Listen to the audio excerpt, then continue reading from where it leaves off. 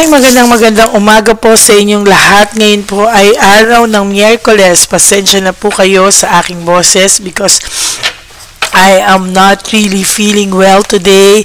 But maraming salamat po kasi alam ko po na kayo ay nag-aantay po ng aking reading of the day today. Yan. So, kamusta po kayong lahat? Kamusta po ang tulog nyo? Sana po ay napanood nyo na po yung first and second reading of the day natin kahapon. No? So, ngayon po, titingnan po natin ano po ang makikita natin sa reading of the day today. Okay? Tingnan po natin.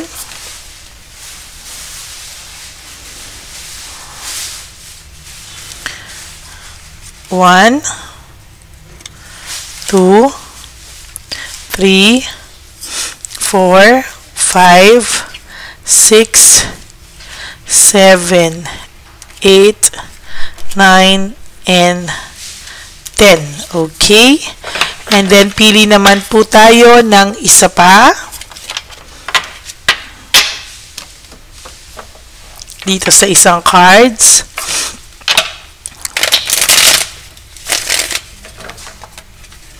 Sige, nahulog na rin naman to. 1, 2. Malasahin ko lang muna po ito.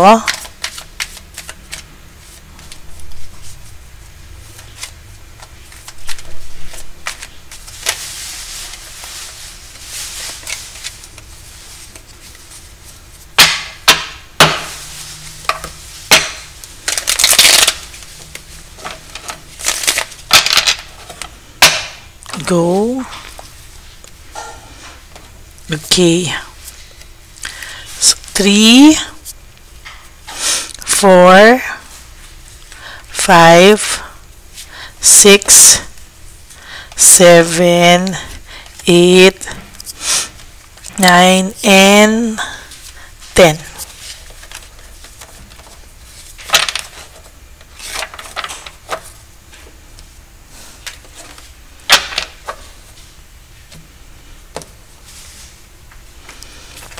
Huwag niyo po itong skip. Isipin niyo po na kayo po ay aking nasa harapan.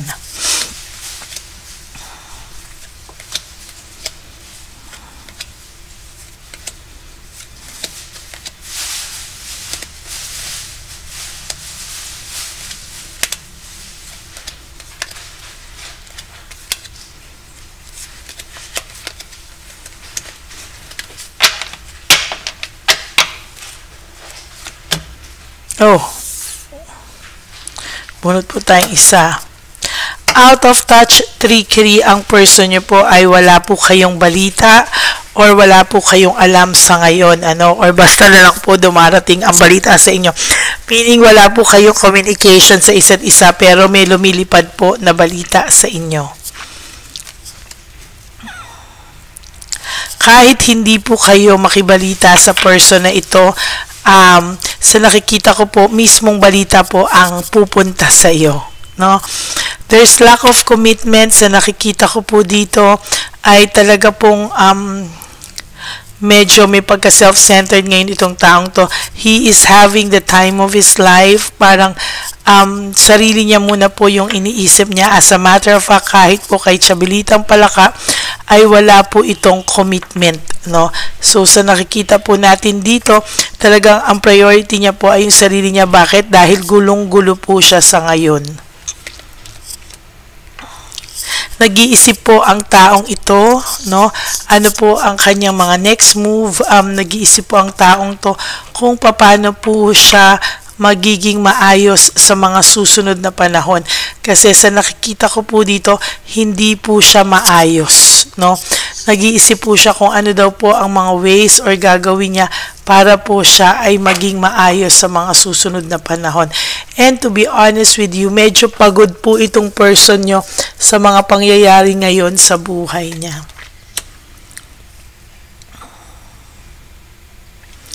There is this reward, no? May reward po akong nakikita dito na somehow ang person nyo po ay talagang sa nakikita ko po ay naghahanap ng konting swerte sa buhay niya or konting happiness sa buhay niya na medyo mailap po talaga sa kanya ngayon.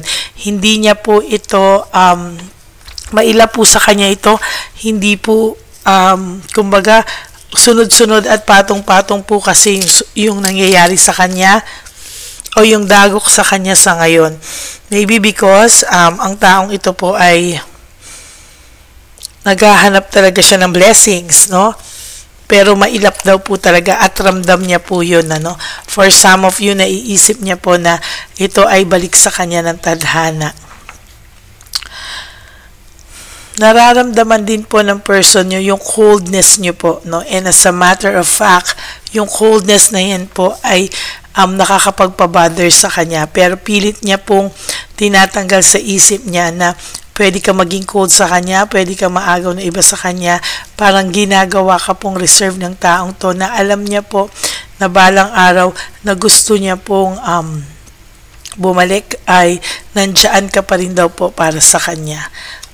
Sa ngayon ay nararamdaman po itong pagkaawa sa sarili niya dahil parang sunod-sunod daw po ang dagok ng buhay niya ngayon.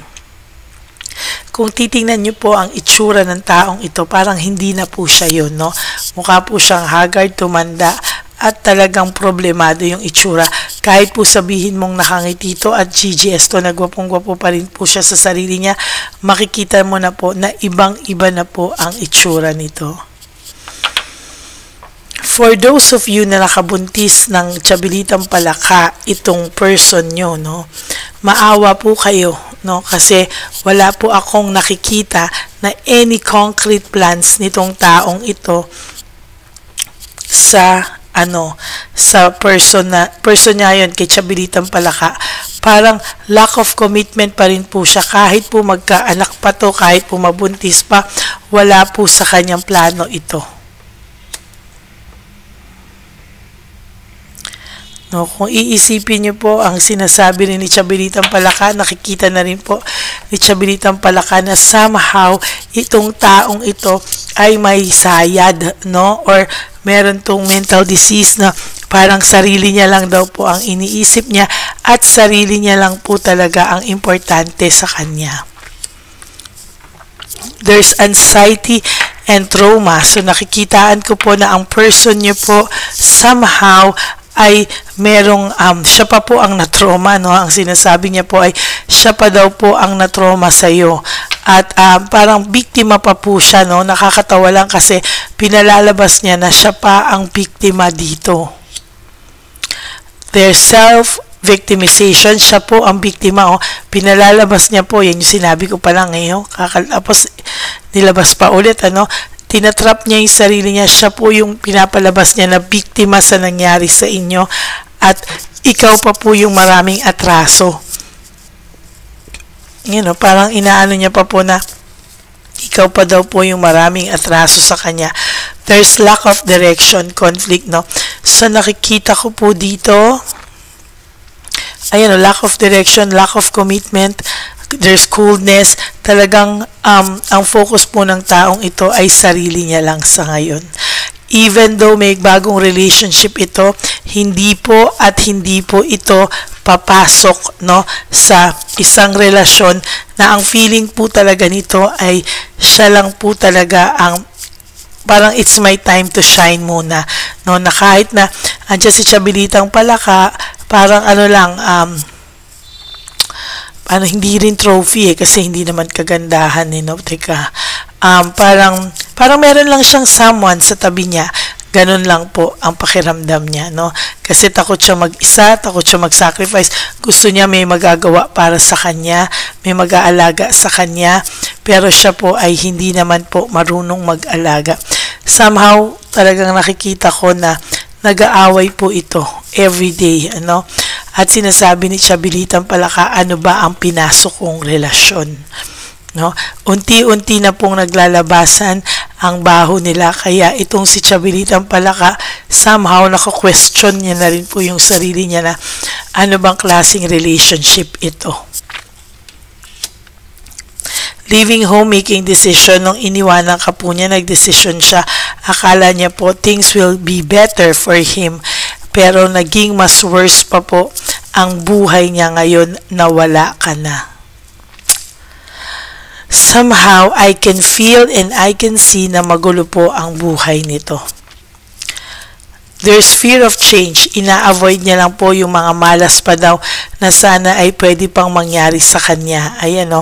Ina-avoid niya lang po lahat ito, pero sa totoo lang po, sad to say, hindi niya po ma-avoid ito because ito po ay kusang darating sa kanya.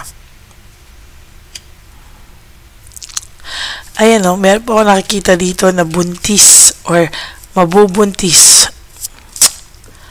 Pero alam nyo po, kawawa lang po lalo sila, no? At lalo naman dadamay pa sila ng bata, kawawa lang. There's cold heart, coldness, bitterness. Yan po ang nararamdaman ng person nyo.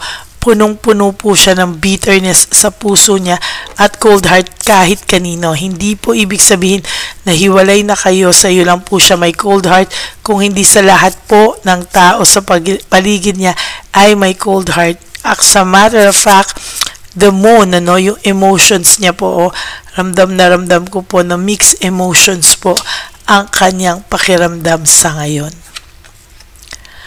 Siya po ang gumawa ng broken family or broken relationship nyo, shattered dreams. Siya po ang sumira sa lahat ng pangarap nyo na sana ay maganda ang plano nyo sa isa't isa. Sana yung mga plano nyo daw ay kung natupad to, talagang maayos ang magiging buhay nyo. Kaso po, mas pinili niya pong sirain ang plano nyo. Just like that. Sa isang iglap, hindi niya po pinag-isipan. Sinira niya lang po ang plano nyo sa buhay. Kayong dalawa, yung mga na-build yung pangarap sa buhay, ay unti-unting naglaho na parang bula. Disconnected. Ayan o, may pagka-disconnected po. Disconnected po ang taong ito sa kahit sino, hindi lang po sa iyo, hindi lang po kay Chabelitang Palaka, pero sa tao po, buong tao po na nasa paligid niya. Ayan po ang pakiramdam niya ngayon na gusto niyang i-isolate ang sarili niya sa lahat. So that is your first reading for the day. Kahit po hindi ka makibalita sa taong to, ang balita po ang kusa pong lalapit sa iyo. No, makakabalita ka po talaga at tunay po na makakarating sa iyo at masasaksihan mo at malalaman mo po ang mga bagay-bagay tungkol sa kanya kahit hindi ka po mag-effort na makibalita sa taong to. Okay, so that's it for your first reading for today. I hope na nag-resonate po sa inyo. And if you do, please give me a like and comment down below para po nagkakaalaman tayo. And for those of you po who wants to know if this reading, this energy is really for you, you can message me po at Lady Lee Elena, that's Ladyly Elena. Nasa dulo po yan ng ating video. That is my only official and legit FB account. So, dyan nyo lang po ako makokontak. Okay? Hindi man po ako makasagot agad-agad, but I promise to answer you right away. So, maraming salamat po sa inyong lahat. To all my solid loyalista, Lady Elena friends, family, and subscribers, I love you all from the bottom of my heart. Maraming sa inyo. Salamat po, lalo na po sa mga hindi nag-i-skip ng ads at tulong nyo na po yan sa channel natin. Maraming salamat po sa inyo. Again, mga kapatid, life is short. Don't make it shorter by stressing yourself from all the pains and heartaches na binigay sa inyo ng kahapon. Just surrender everything to the divine universe. Just let go and let God write your life and love story. I will be back for another set of reading. Huwag po kayong malulungkot at kahit po masama ang pakiramdam ko, I promise to give you the most of my reading, the honest readings na pwede ko po talagang i-share sa inyo. So, yan po. And for those of you who would like to give me a super thanks, I would really love and appreciate that from the bottom of my heart. Marami po tayong matutulungan. So, that's it. Maraming salamat po sa inyong lahat at wag po kayong malulungkot. Sabi ko nga po, I will be back for my second reading of the day today. God bless you all. Enjoy your Wednesday po. At wag po kayong magpapaka-stress. Sinabi ko nga po sa inyo yan. Okay? God bless you. Have a happy heart. I love you everyone. God bless you. Bye.